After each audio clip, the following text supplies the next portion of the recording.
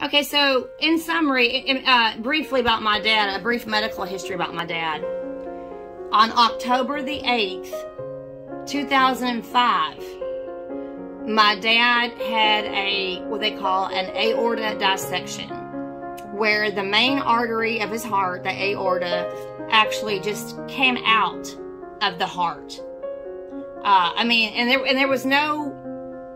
There was no way to determine this was going to happen. We didn't know. He had no other symptoms, but he was sitting at his computer, and the aorta just dissected from his heart, and he fell over backwards from his computer chair. And my younger sister was still living at home at the time, and she saw that my dad was on the floor of his bedroom, and he was having a seizure. He was convulsing. He was having a seizure. So they called 911. They called 911, and they took him to the local hospital. Well, immediately they looked at him at the Hopkinsville Hospital, and they life-flighted him in a helicopter to, I think he went to Vanderbilt. He went to Vanderbilt Hospital in Nashville. So they put a pig valve in his heart. So my dad actually had a pig valve to replace the valve in his heart. And that was on October the 8th of 2005. Fast forward 3 years, October the 10th, that's today, October the 10th. October the 10th, 2008. So that's 3 years and 1 day, 2 days. 3 years and 2 days later, the same thing happened again. His aorta ripped from his heart. It just, the pig valve wore out, and the aorta just ripped from the heart. So he had to go back to Nashville and have a second surgery. By that time, they built a cage, like a mesh cage around his heart, with some type of surgical material. They actually built a cage around his heart that if the aorta came out of his heart, that he would not necessarily bleed completely internally, that the mesh cage that was built around his heart would fill up with the blood from his bleeding so that they could get him medical attention in time. But they did tell my mom, they said, if this happens again, he will not be able to have another surgery if this happens again. Because there was no room from the scar tissue on his heart for they call it a heart and lung machine. That's what it's called. It's called a heart and lung machine. And so he did not have any more scar tissue available. The scar tissue did not give any more room for them to hook up the machine to his heart, and they said that he would not be able to have another surgery. So, October the 8th, 2005 was the first time. October the 10th, which again, that's today, October the 10th, 2008 was the second time. Well, in September of 2014, he started having heart issues again. And he started having signs that his health was deteriorating again. And it just kind of sprang up in September of 2014. Well, we knew what was coming. And so he ended up having to go, these pictures that we were looking at with AJ here, this was at the local hospital. This was at the local hospital, but then he had to go to Nashville again to the Veterans Hospital. My dad was a veteran in the Navy. Why did I say Navy?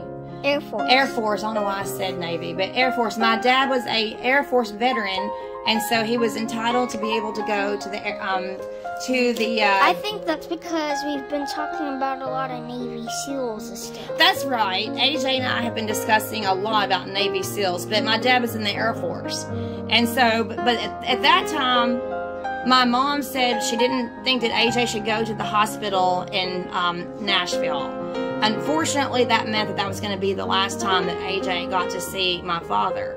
So, I think it was October the 4th or the 5th that of 7 years ago, that the doctors at the hospital told my mom, they said he's not going to survive.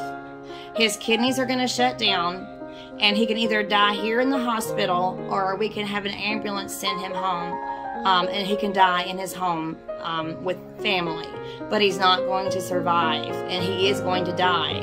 So we didn't want my dad to die alone in a hospital room in Nashville, Tennessee. So we arranged for an ambulance to bring him back to Hopkinsville. And let's see, that was on a Monday. Let's see, 6, 7.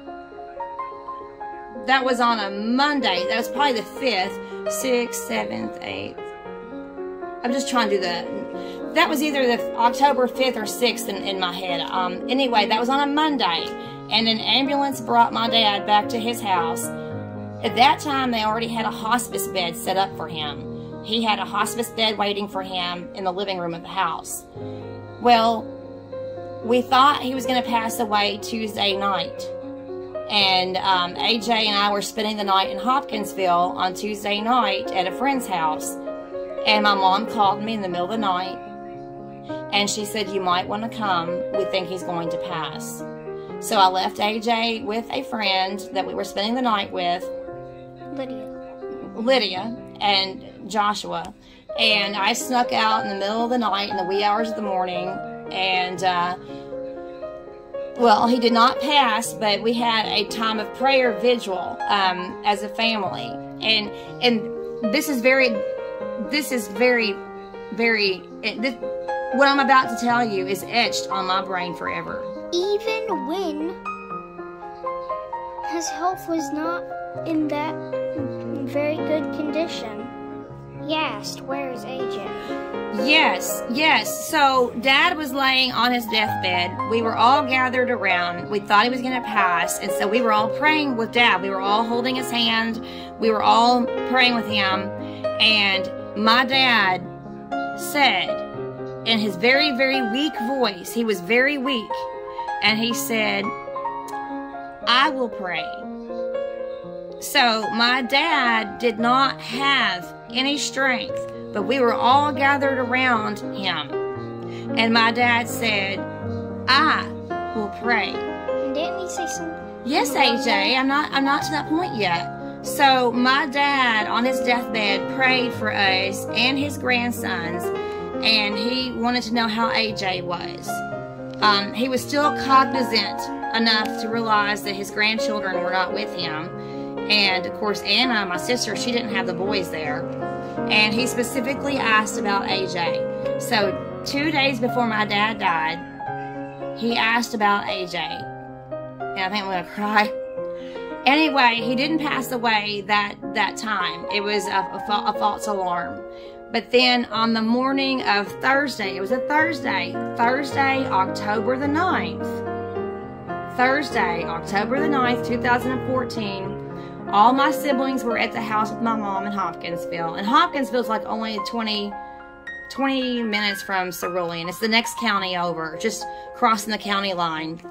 And I was on my way, and my mom called me, and she said, you don't have to hurry.